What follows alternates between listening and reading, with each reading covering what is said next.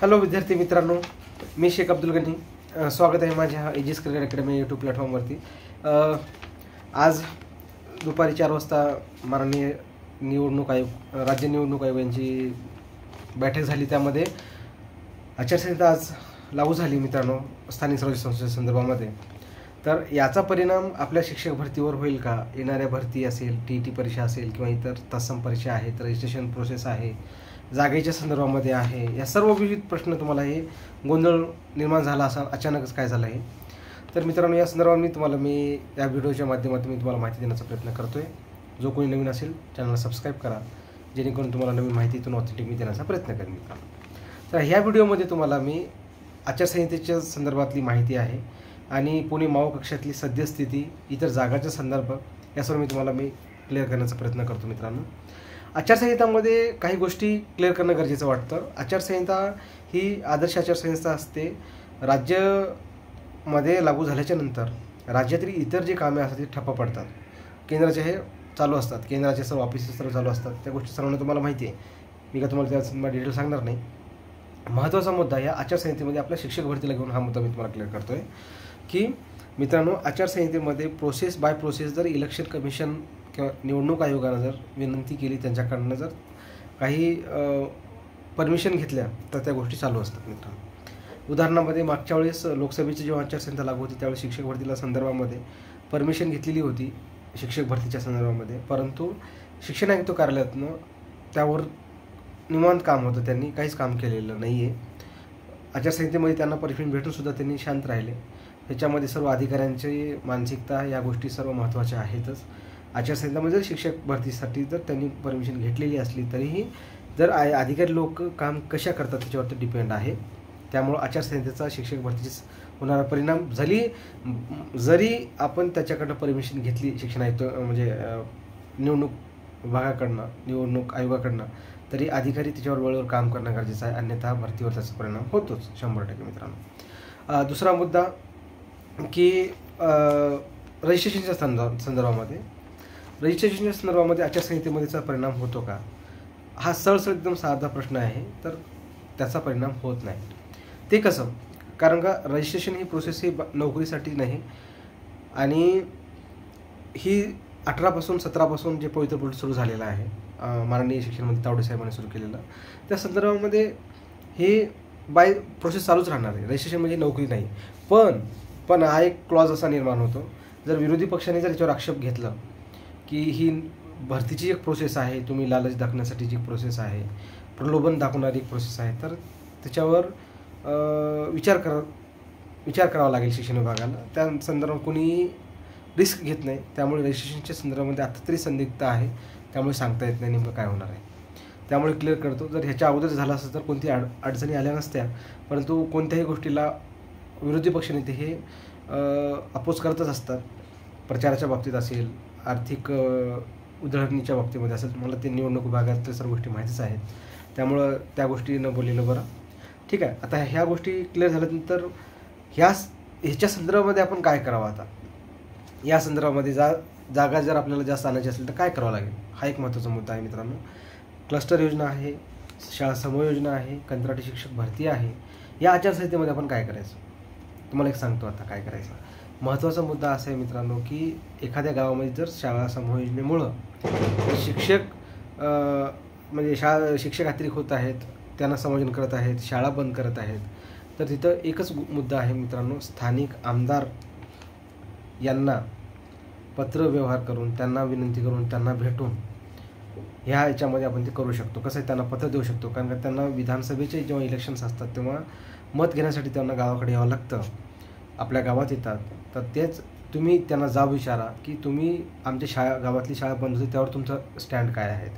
तुम्ही आमदारांना डायरेक्ट जाब विचारू शकता. फक्त इथे एकच आहे, आणि गावातली शाळा व्यवस्थापन समिती आहे, त्यांच्याकडनं तुम्ही काय स्टँड त्याच्यावर करू शकता. ग्रामसभा आहे, ग्रामसभेत तुम्ही ती करू शकता. आता गावातून नगर सरपंच निवडण्याची पद्धत आहे, सरपंचांना तुम्ही जाब विचारा, या संदर्भात तुमचा स्टँड काय आहे. विविध काही जिल्हा परिषद शाळा, ग्रामपंचायत जी आहे ती शाळामध्ये ॲडमिशन घेण्यासाठी विविध योजना राबवत आहेत. जर तुम्ही शाळेत पाल्य टाकले तर तुम्हाला टॅक्स फ्री होईल, अशा खूप योजना आहेत जेणेकरून काही जागरूक ग्रामपंचायतीने याच्यावर काम करत आहेत मित्रांनो. ज्या जागांची असली तर तुम्हाला हा मुद्दा घ्यावा गरजेचा आहे. आणि आत्ता सध्याचे व्यवस्थापन समिती हे 2 टप्प्यामध्ये आचारसंहिता आहे. 2 टप्प्यामध्ये इलेक्शन्स होणार आहेत. पहिल्या टप्प्यामध्ये 2 डिसेंबरपर्यंत नगरपरिषद, नगरपरिषद आणि ह्या गोष्टी नगरपंचायतचे इलेक्शन्स होत आहेत. 10 तारखेला त्याचा निकाल आहे. 3 तारखेला मतमोजणी होईल. त्या सर्व गोष्टी आहेत. दुसऱ्या टप्प्यामध्ये ते होईल. साधारणतः 3 महिने आचारसंहिता लागेल. दुसऱ्या टप्प्यामध्ये महानगरपालिका ह्या मोठ्या लेवलच्या ज्या मेट्रोपॉलिटन सिटी आहेत त्या संदर्भातले ते इलेक्शन्स होतील. नाशिक, पुणे, मुंबई महानगरपालिका असेल, नवी मुंबई असेल, पिंपरी चिंचवड मोठे महानगरपालिका, संभाजीनगर, नागपूर, प्रत्येकच जवळपास 29 महानगरपालिका आहेत. मित्रांनो त्या सर्व होतील. तर ह्याच्यामध्ये तुम्ही पॅनिक होऊन जाऊ नका. जर आचारसंहितेमध्ये जर आपण स्पेशल केसमध्ये, शिक्षण विभाग हा स्पेशल केसमध्येच येत असतो, त्यामुळं तुम्ही कोणी पॅनिक होऊ नका.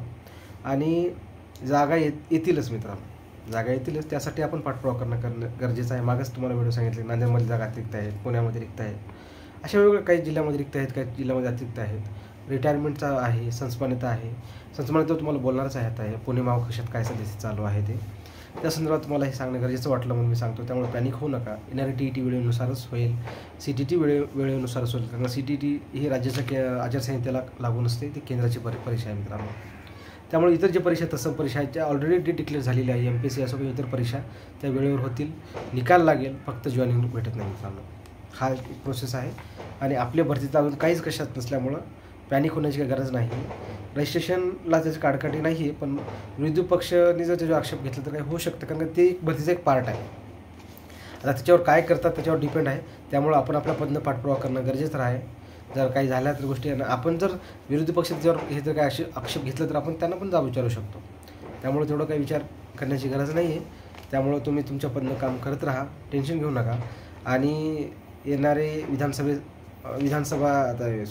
येणारे जे स्थानिक स्वराज्य संस्थांमध्ये हे आमदार, खासदार लोक जे प्रचार करतात त्यांना तुम्ही जाब विचारा. शाळा बंद आहे, शाळा समयोजना आहे, या संदर्भामध्ये त्यांना सळो की पळो करून सोडा, तुम्हाला त्याचा फायदा होईल. ठीक आहे. आता शेवटचा पॉईंट आहे पुणे महाकक्षाच्या संदर्भामध्ये सद्यस्थिती जागाचं काय आहे, किती पोस्टर क्लिअर झाले, काय झाले, त्या संदर्भात मी तुम्हाला सांगणार आहे. पुणे महाकक्षाच्या कक्षाच्या टेलिग्रामवर आज मी डिस्क्रिप्शनमध्ये आलेल्या शाळांची या नोव्हेंबर महिन्यामध्ये किती आस्थापनाला महाकक्षानं डेट दिलेली आहे, त्याची डेट ती लिस्ट टाकलेली आहे. तुम्ही डिस्क्रिप्शन टेलिग्राम लिंक आहे, ते लिंकवर जाऊन तुम्ही ते व्हिडिओ ते माहिती पाहू शकता. प्रत्येक महिन्यातली मी टाकत असतो आणि महाकक्षाकडनं ती माहिती येत असते, त्यामुळे मी ते टाकत असतो ते तुम्हाला माहिती होण्यासाठी.